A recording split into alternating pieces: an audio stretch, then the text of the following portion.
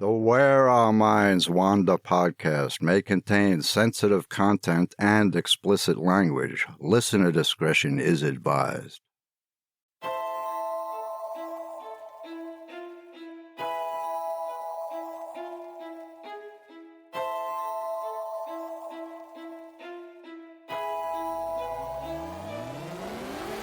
Greetings, fellow wanderers, to the places our minds wander.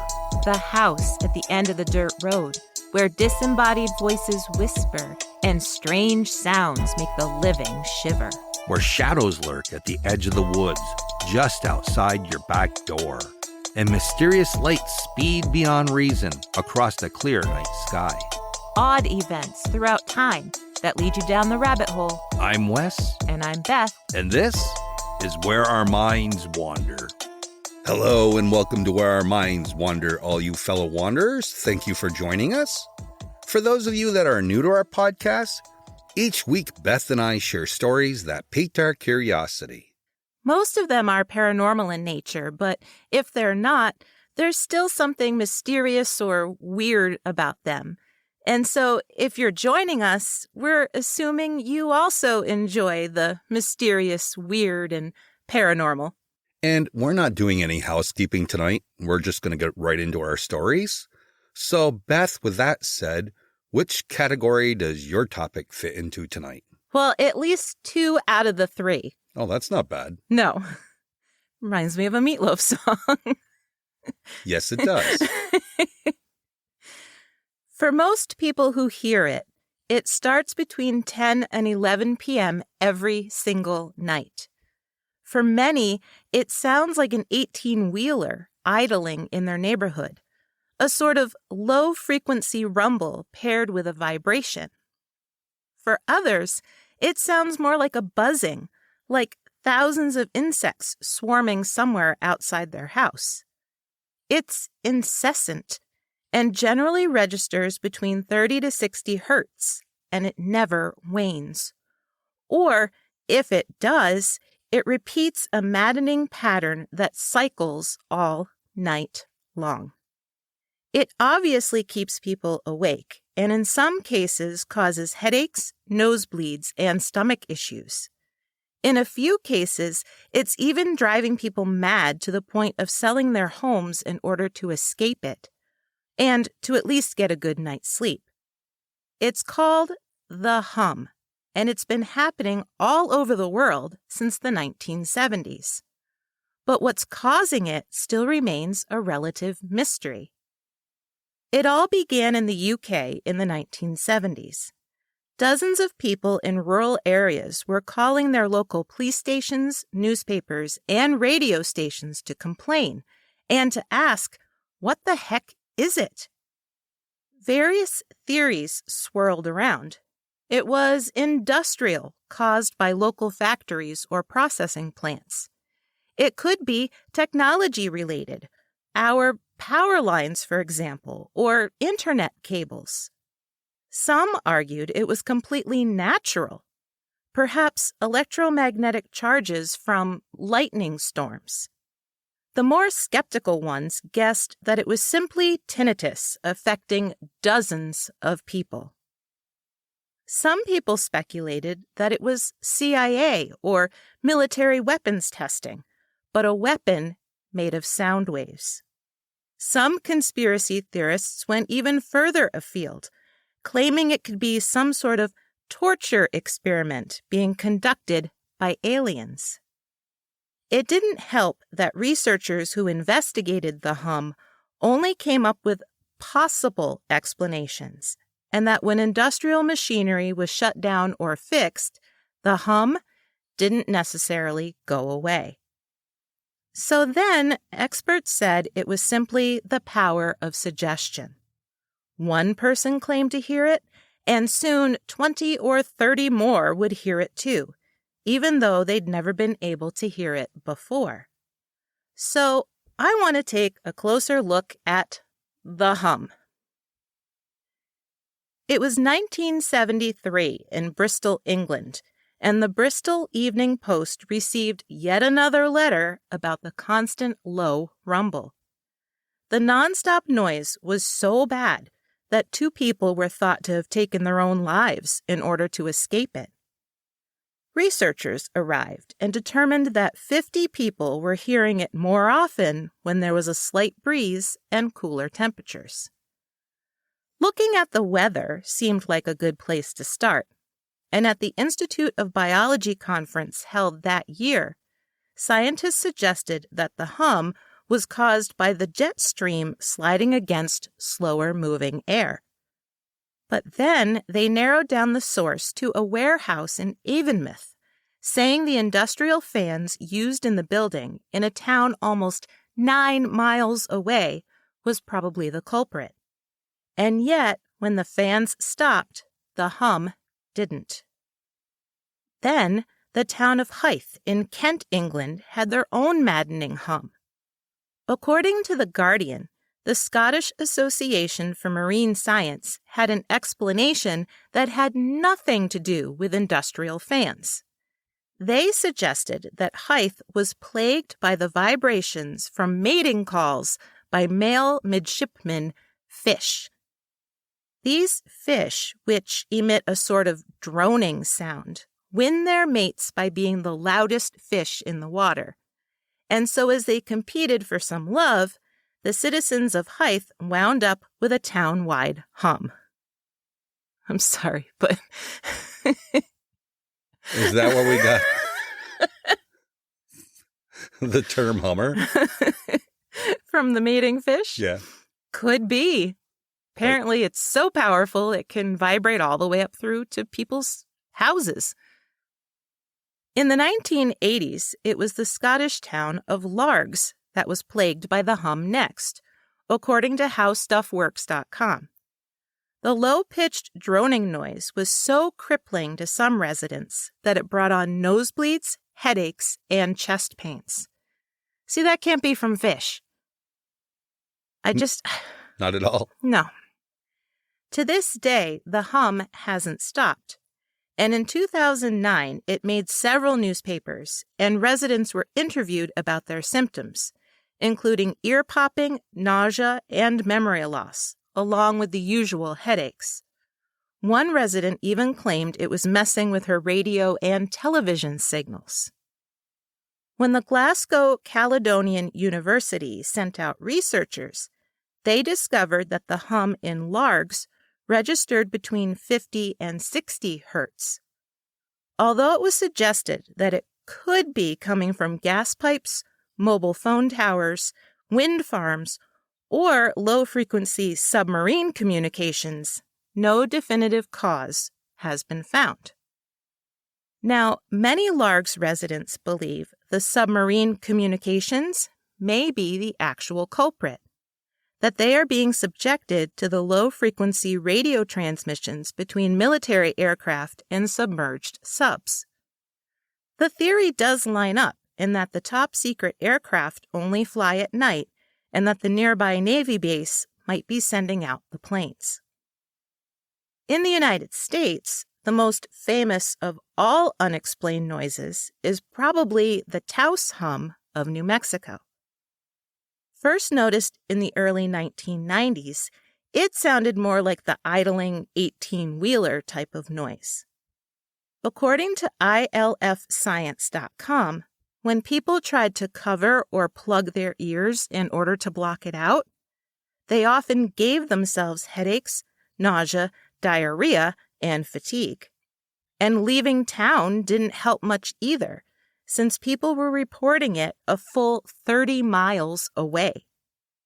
The Taos hum was so well known that extensive research was done by Joe Mullins, a professor at the University of New Mexico.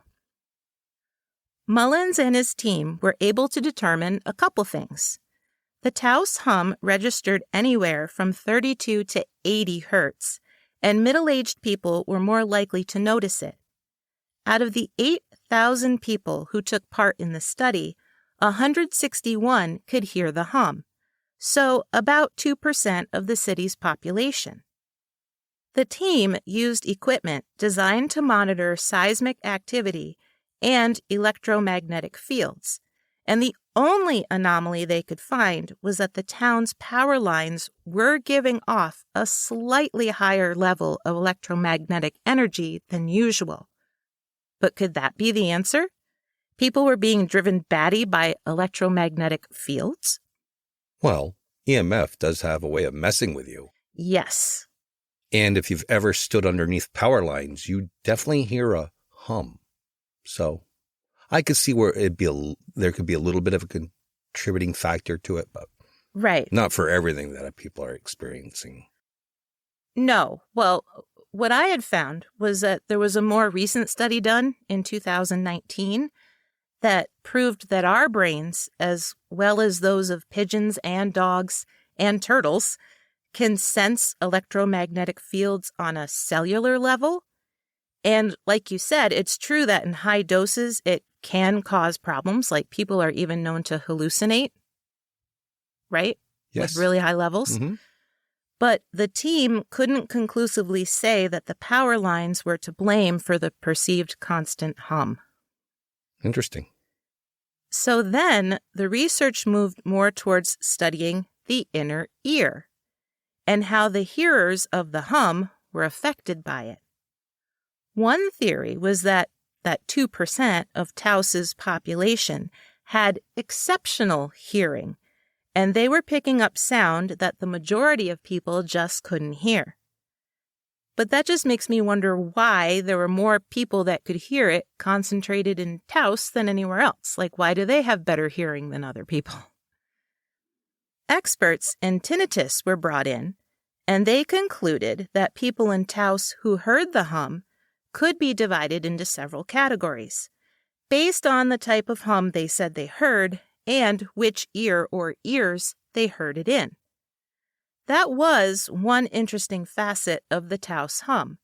Not everyone was hearing the same thing. Some people described that truck idling sound, while others said it sounded more like the buzz of a transformer or the whir of a plane's propeller. Some even said it sounded more like a chugging boat. As for which ear they heard it in, some said one, some said both, and some said that they felt it more inside their head. Their conclusion was that it could be a rare form of tinnitus affecting this large number of people. But then again, why is it only affecting these people in Taos? Lastly, the research led to the idea that the Taos hum was just a mass contagion event, like the dancing plague we mentioned in a Who'da Thunk It a few episodes ago. The bottom line, though, is that nobody really figured out the cause of the Taos hum. Also, according to IFLscience.com, James Cowan included the Taos hum in his 2008 report for the International Congress on Noise as a public health problem. He also included a similar hum from Kokomo, Indiana. The hum in Kokomo was first reported in 1999. Residents who could hear it went from suffering occasional headaches brought on by the hum to constant headaches that didn't go away unless they left town. They, too, began to suffer from nosebleeds and stomach issues. In 2003, the local government decided to investigate the possible cause of the hum. They narrowed it down to huge industrial fans at a nearby Daimler-Chrysler plant. The fans were fixed, but the hum did not go away. Now, the hum isn't just happening in Europe and the U.S. Cities as big as Auckland, New Zealand have recorded a hum that registered 56 hertz. And then there's Windsor, Ontario, a spot that became as well known for its annoying ambient noise as Taos. In 2011, residents of Windsor began noticing a low-pitched, vibrating noise that just always seemed to be there, day and night. It was so bad, according to a DH News article, that residents said their windows were even vibrating. It became such a concern that on just one night in early 2012, the town hall received 22,000 phone calls. When experts were called in from the University of Windsor, they quickly blamed an industrialized section of the River Rouge, which separates Windsor from Detroit, Michigan. They zeroed in on Zug Island, where a U.S.-owned steel mill was operating. When they asked to investigate the mill, the U.S. refused them access, claiming that no new equipment had been installed prior to the hum developing in Windsor. The hum persisted for nearly a decade, causing people in Windsor to worry about their mental and physical health. But the case in Windsor is the only one that has actually been solved. When the pandemic hit and the steel mill scaled back on production in April 2020, that hum went away. Although the cause of Windsor's hum was solved, it hasn't been that easy for other places. And new hums seem to be cropping up all over the world. It's like when one ends, another just begins. For example, the hums of Seattle, San Francisco, and most recently Tampa, Florida, have allegedly been explained by yet another type of mating fish.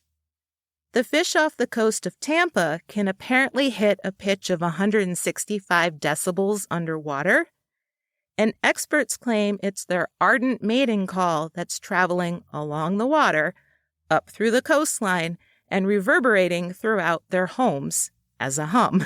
Yeah, I don't buy that. I don't either. It's so ridiculous to me. It's caused by fish getting their freak on. I know. But then there's a county in Missouri and a town in Ireland that have unfortunately joined the club. A low humming noise began one evening in North St. Louis County in 2022. It is low, barely audible, but it lasts for hours and seems to emanate from one particular spot, except that spot holds zero clues. Nearby facilities, including an airport, have been investigated as sources, but so far, nothing can be pinpointed. Since September of 2023, the northern Irish town of Omagh has been dealing with a strange hum, beginning between 10 and 11 every single night. They haven't been able to locate the origin there either.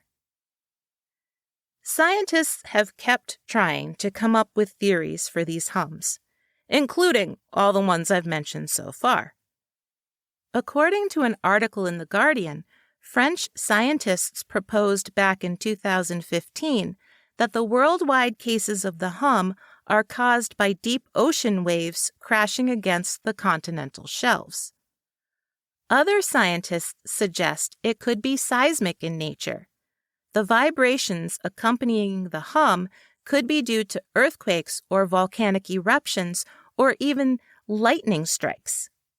Now, with the lightning strike theory, scientists are saying that since lightning strikes the Earth 8.6 million times a day, and I did look that up because I read it and I went, no shit, it hits 8.6 million times a day. Yeah, I would have never figured that much. I fact-checked it. It freaking does.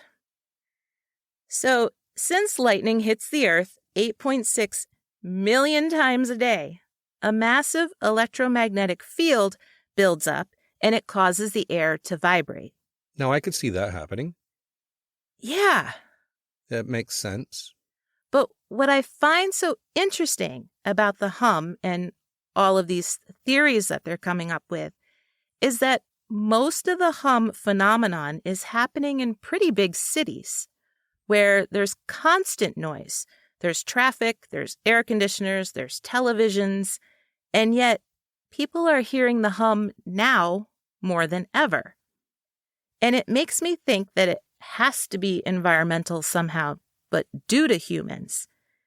And yet, in some cases, the sound of mating fish is the best explanation we have. Yeah, it's like they said, well, I give up. It could be anything. We're not going to delve farther into this. We'll just tell them it's the fish. It's the fish. In case you are interested in tracking the hum, the World Hum Map and Database is a really cool site that allows people to document where in the world that they are hearing it.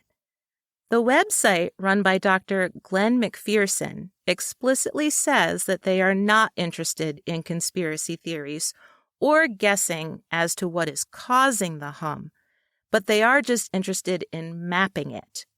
And it's quite the cool interactive map. You can click on any of 1,000 points marked with little blue dots and then read the description that people have uploaded about their specific experience. And they are asked to answer a set of questions like their age and what the hum sounds like and how often they hear it and where exactly they are. It also asks specifically about the person taking Advil or acetaminophen right before the hum began for them. So I think it's pretty comprehensive that they're looking for all kinds of links. Well, yeah, and the good thing is they're really trying to screen out some medical conditions and like what you might be putting into your body that could be contributing to it. Right. And I want to say some of the ones I read, they asked in the little thing that people filled out if they had ever been screened for tinnitus. Right. Yeah, because it's nasty. I mean, I have it in my right ear, and some days are worse than others, and it'll drive you nutty. And you said it is worse inside than outside, right? Yes. When I'm out in public, I'm not paying attention to it. I don't hear it. In a quiet room, when I get up in the morning, oh my God, it's awful. It's not something you want to live with. And fortunately, I only have it in the one ear. Yeah. I was just thinking because people are also saying with the hum that they're hearing it inside more than outside. Yeah. It's interesting. But it is pretty unnerving, too, to see a map so heavily dotted with all of these marks. But if you're interested in checking it out, it's www.thehum.info. It's mating fish. That it is. And it's a good thing you gave them that link, because if you were to type in the hum or the hummer or something like that, we're not responsible for what comes up on You'd get a massive automobile. your history. You'd get a massive automobile. Yes, that's right. Right. With Arnold Schwarzenegger popping out of it. He has a Hummer? Yeah, I believe so. Oh. I've only seen a couple of those in my life. They're ugly as all I was hell. going to say that too, but then I was like, if anybody listening to us has a Hummer, we just insulted their car. Well, everybody has different taste. Well, that's true. Yeah.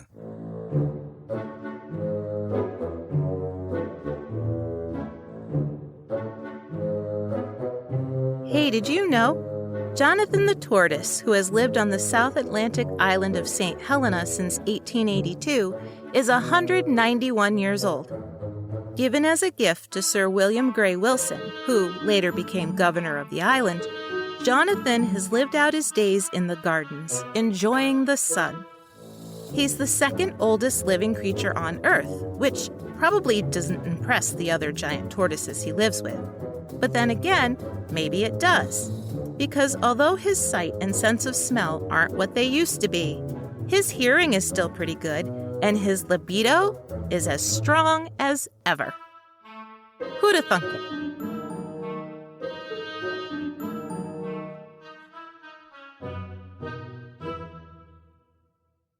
I think I've solved the mystery. It's Jonathan the tortoise. He's causing the hum because of his, libido. I just like saying libido. Can you imagine? Such a child sometimes. Can you imagine he's just been, kind of lazing around for 191 years. He's a giant tortoise. He doesn't see so good. He doesn't smell so good. But man, he can get it on. It's pretty good for 191 years old. It really is. Do you think they give turtles blue pills to help them out a little bit? No. Oh. You never know. All right. So where did your mind wander this week? Well, I'm not even going to give you any kind of hint. I'm just going to get right into my story, and then it'll become evident. Is it weird? Oh, yes. Is it mysterious? Yes. Is it somewhat paranormal?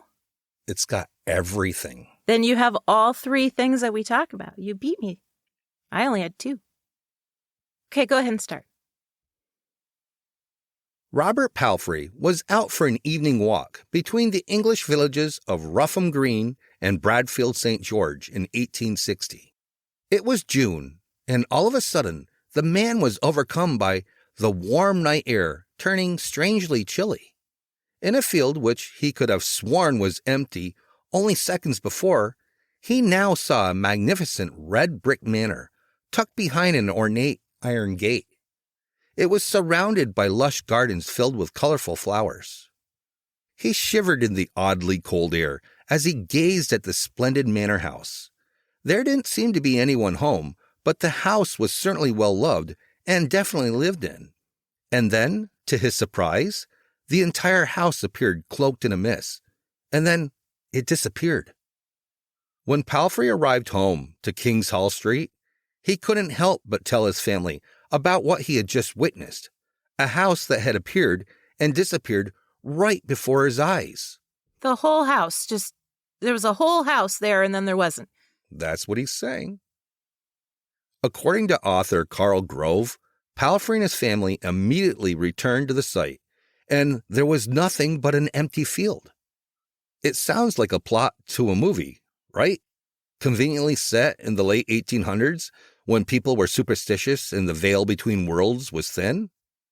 Throw in the fact that Palfrey was walking in Rougham, which is in Suffolk, England, where all kinds of paranormal things have happened for centuries, and it's easy to dismiss his story as pure imagination, but one that an entire movie script could be based on. Except the vanishing manor house in Rougham has been seen at least 4 more times since Palfrey's experience, most recently in 2007. It's so well known that it's referred to as the Rougham Mirage.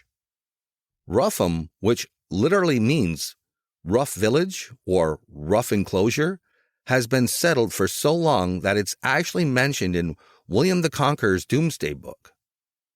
Completed in 1086, the Doomsday Book was basically a record of all the land controlled under William the Conqueror, as a way for him to keep track of who owed him money. But communities existed in Rougham way before that. People have found Iron Age pottery, as well as remnants of ancient Roman road and grave chambers from the 3rd and 4th centuries in the immediate area. And Suffolk County itself is no stranger to high strangeness. The entire area is filled with tales of mythical creatures, terrifying ghosts, and UFO encounters.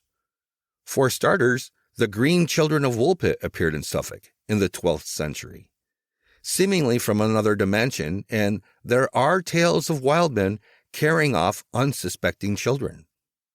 Rendlesham Forest, which is sometimes referred to as England's Roswell, is in Suffolk as well. Throw in some haunted abbey ruins and haunted forests, and you could say the entire county fits under its own supernatural umbrella. So, could it very well be that there is a manor house that appears and disappears without warning?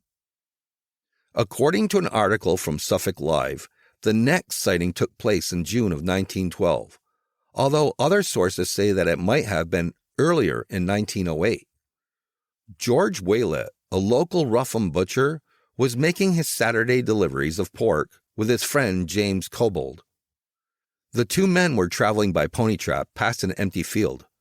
Without warning, the temperature around them dropped drastically, and they both clearly heard a whooshing sound as if something flew past them. It was so sudden and pronounced that the horse actually reared up and Waylett was thrown from the cart. Then the horse bolted off. Cobold jumped out and helped Waylett to his feet, and then went back to grab the horse, which was standing a few feet away. As he turned back around, he was shocked by what he saw. Where there had just been nothing but fields, there now stood an impressive 3-story red brick manor house. Carl Grove says in his book, The Rougham Mystery, that Cobold described the house as a double-fronted red brick in the Georgian style. The garden was made up of an oblong bed with 2 smaller circular beds on either side, ringed with red brick. Geraniums, pansies, and rose trees were in full bloom. Within seconds, the house was covered in some sort of mist, and then it just vanished. Waylett apparently said, "That effing house. That's about the 3rd time I've seen that happen."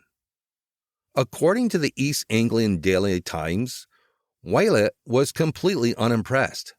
But Kobold was impressed and curious. Despite Waylett insisting that they should get on with their rounds, Kobold entered the field to search for any remnants of a house. He found a few random bricks in the tall grass, but nothing more. Kobold never forgot about his encounter with the Rougham Mirage, and in 1975, he wrote an article about it for Amateur Gardening magazine. In the article, Kobold said that he had first heard about the Mirage from a childhood friend when he was 11 or 12 years old, but that he had laughed it off. Again, according to Grove's book, Kobold went home and mentioned the story to his grandmother, and she really surprised him by telling him that her own father had seen it for himself. Now it turns out Kobold, who was using a pen name, was actually Robert Palfrey's great-grandson. So whether that sends up red flags to those of you listening, if you're thinking that maybe Kobold was just repeating family lore and making it his own, there have actually been more sightings of the Rougham Mirage by people who have never heard of it before and were not related to Palfrey in any way. In October of 1923, schoolteacher Ruth Wynne and a 10-year-old student were out for a walk. The pair were heading towards the church in Bradfield, St. George. As the two wandered along, they passed a farm and then came out onto a road bordered by a high wall made of bricks painted a yellowish green. They followed the wall for a bit, and eventually it opened into an iron gate before resuming with the brick wall. Beyond the wall were some tall trees, and beyond that, the two of them could just make out the corner of a roof. They stopped to look at it and to comment on what a grand house it must be. Neither of them were super knowledgeable about the area, though. So when Ruth returned home, she asked her parents who might live there.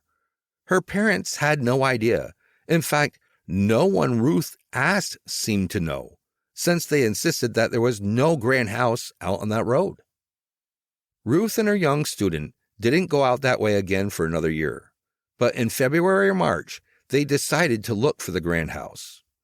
They took the exact same route as the time before, but as they passed through the farmyard and came out onto the road, there wasn't any brick wall. Even though they followed the road all the way to Bradfield, St. George, they never found a brick wall or an iron gate or a magnificent manor house. It's so weird. It's very weird. It's such a strange story. I can picture this happening for some reason. Yeah. It's reasonable to wonder two things about Ruth's encounter. First, neither Palfrey or Kobold mentioned a painted brick wall in their accounts. And second, what if Ruth Wynne had somehow made a mistake and didn't go the exact same route this second time? And that's why she couldn't find the mystery manor.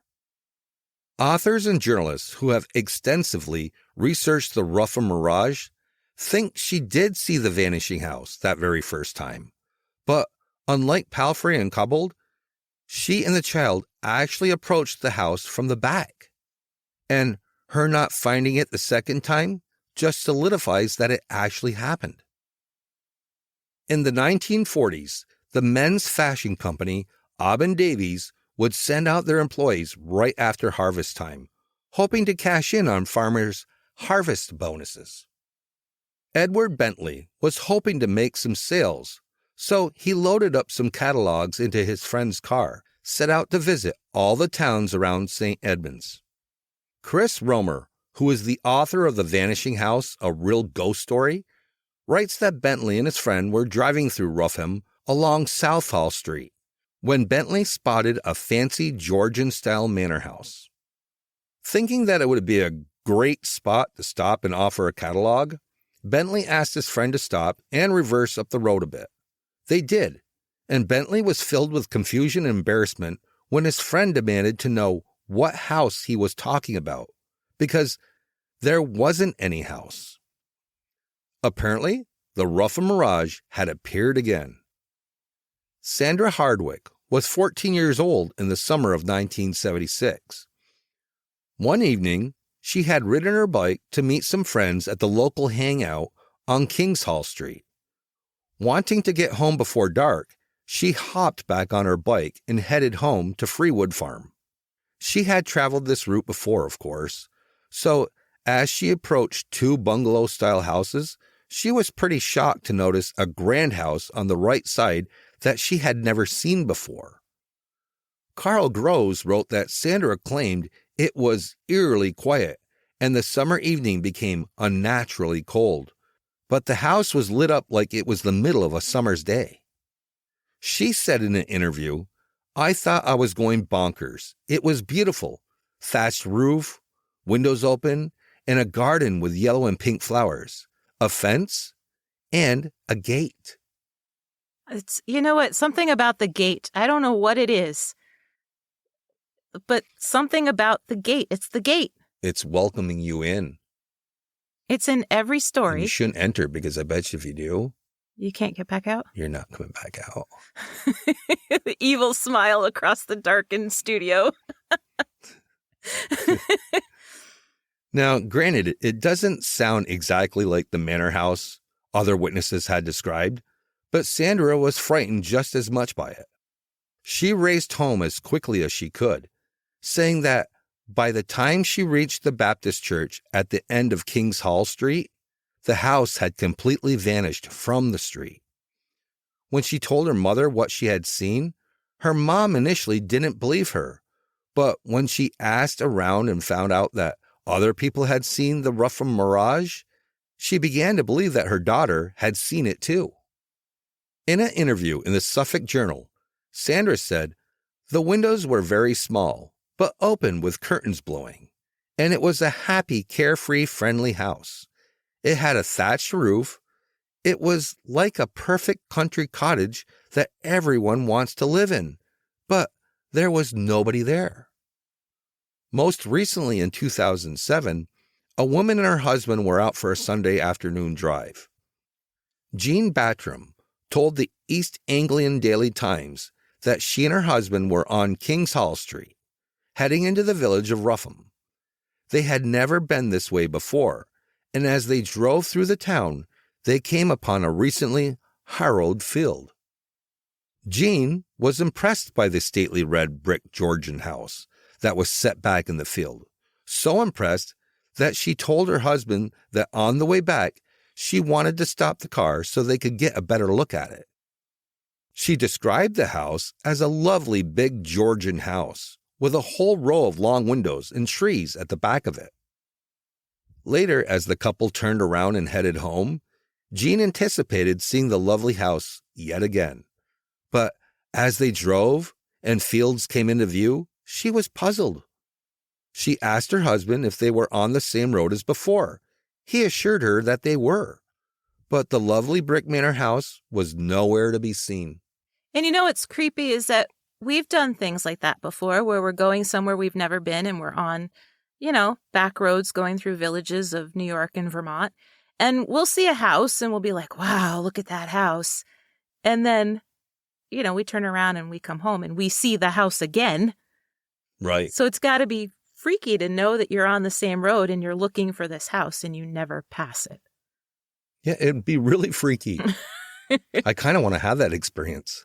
I kind of do too, if I'm honest. Jean definitely thought it was odd, and when she found out that Rougham locals knew about the vanishing house, she felt a little bit better, although she was even more intrigued than ever. So what's the deal behind the Rougham Mirage? Are people hallucinating? Are they witnessing a time slip? And more importantly, Was there ever a brick Georgian house there? The answer is just as confusing as the Mirage itself.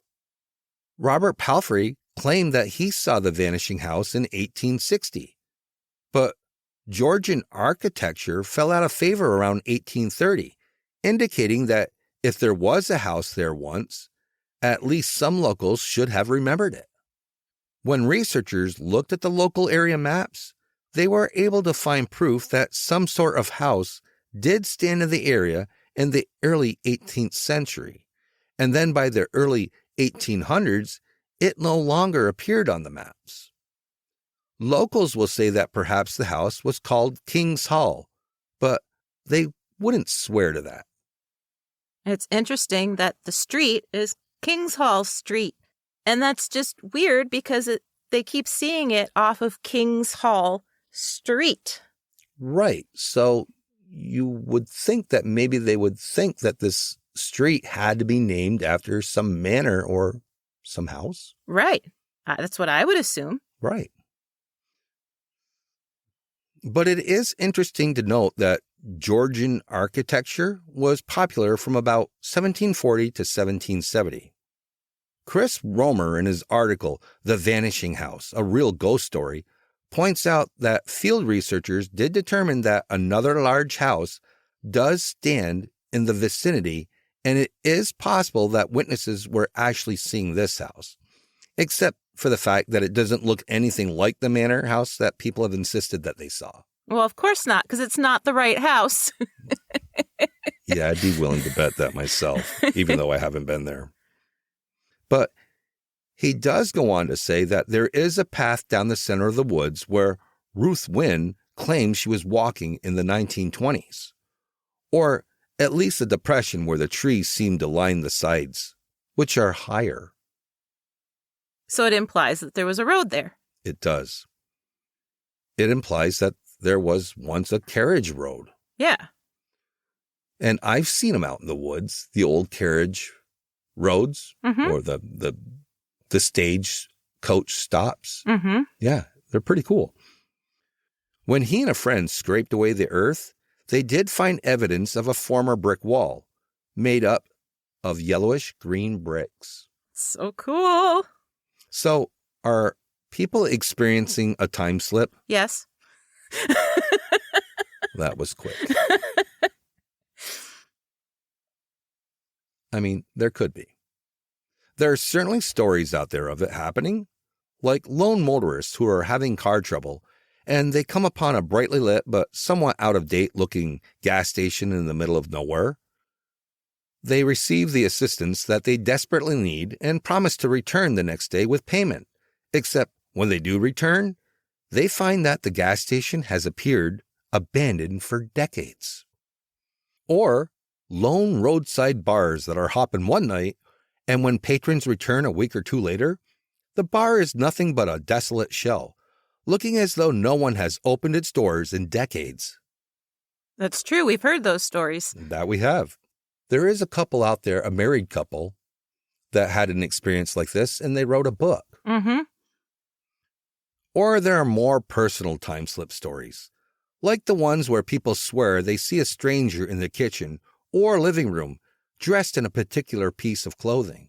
And then years later, as they're standing in their kitchen or living room, they realize that that person was themselves. We have such a strange relationship with time, especially since how we keep track of it is an entirely man-made construct. Right. And my mom used to try and freak me out. Whenever we flew from Japan to the U.S., there's a 14-hour time difference. And she'd always tell me that we got to do the same day all over again because we hadn't done it right the first time. Oh my God, it's like Groundhog Day. Yeah. Your parents, they messed with you a little bit. They did. They did. So our sense of time is based entirely on how we agree to keep track of it. And then if you get into the whole concept of multiple dimensions and string theory, you could argue that time slips are possible. But if it's a time slip, why is it happening in the village of Rougham? author Carl Grove has offered up his own explanation. As a paranormal researcher, he has referenced cases of whirling vortexes, areas where energy has been altered due to people using metal detectors or dowsing rods. So it'd be interesting to see if Rougham locals have been using those things in that spot. Stirring up the energy. I don't buy it, though. I'm sorry. No to the mating fish and no to the dowsing rods. Well, metal detectors and dowsing rods Right. stirring up electrical energy, just doesn't seem right to me. But he's allowed to have his theory. Of course. I'm sure a lot of people out there have their own Right. after hearing this. The vanishing house in Rougham, or the Rougham Mirage, is definitely a cool phenomenon. And since there seems to be a 20 to 30-year gap between sightings, we are most definitely due for another one sometime soon. Ooh. I just had an idea. Oh, God. You ready? Sure. Okay, so what if the 7 or 8 people that you mentioned who have experienced the Mirage, what if they're all reincarnated and at one point all of them either lived or worked at the manor? And that's why they see it. Well, I mean, come on, it could be. it could be. For those people that believe in reincarnation, and I think there is a possibility of it, sure, why not? I mean, that theory's as good as any of them out there. And that's why it's not a huge number of people who have seen it. But, Right. Until, say, maybe they went out with some LiDAR or found a basement or something like that to prove there actually was a huge manor house there, Right. then it's all just theory. Yeah, they just need to ask the landowner and get some permission and get out there and look. Right. So cool. I want to see it. What happens if somebody builds a brand new house right where the Mirage pops in and out? That would be catastrophic. It would pop up right in. What would happen? Well, nothing. Since it's a mirage. Duh. But I could see where you're going with it. It looked pretty funky. Unless the new house would cover the vortex, would close it if it's a vortex. Yeah, I don't know. We could go on and on about this. I know. I mean, who knows? It's definitely cool, though. Very cool. I'm glad you found it. Yeah, it's what I do. You think I'm just sitting around during the day, playing on my phone, maybe like a coloring game like someone does. I'm actually researching. Wow. And I'm looking for cool stories. Wow. That's very interesting. That's how it is, huh? Yeah. Yeah. Okay. Well, as always, if any of you would like to know more about the Hum or about the Rougham Mirage, you could always check our sources in our show notes. I'm sure there's much more there that we didn't get into. In fact, I know there is. Right. Well, like we've said before, we break them down and condense them so we get as much as possible into, a show. Right. Because some of these could go on and on and on for weeks. And nobody wants that. No. And that's where it's a good jumping off point, because if you are interested, you can start delving into it for yourselves. And solve it. Somebody out there needs to solve it. Maybe one of our listeners will. I know. But with that said, if any of you listeners have heard the Hum or seen the Mirage for yourselves or know someone who has, go ahead and post it on our Facebook page. Which they should be able to do now that we fixed it. Yeah, I didn't know that people couldn't post to it. So all this time we're asking people to post things and they couldn't. Which, if you weren't researching all the time instead of playing coloring games on your phone, right, maybe you would have noticed that people couldn't post things. Right. Yeah, it's all my fault. Well, thank you again for joining us. We'll see you all next week for an all new episode of Where Our Minds Wander. See you soon.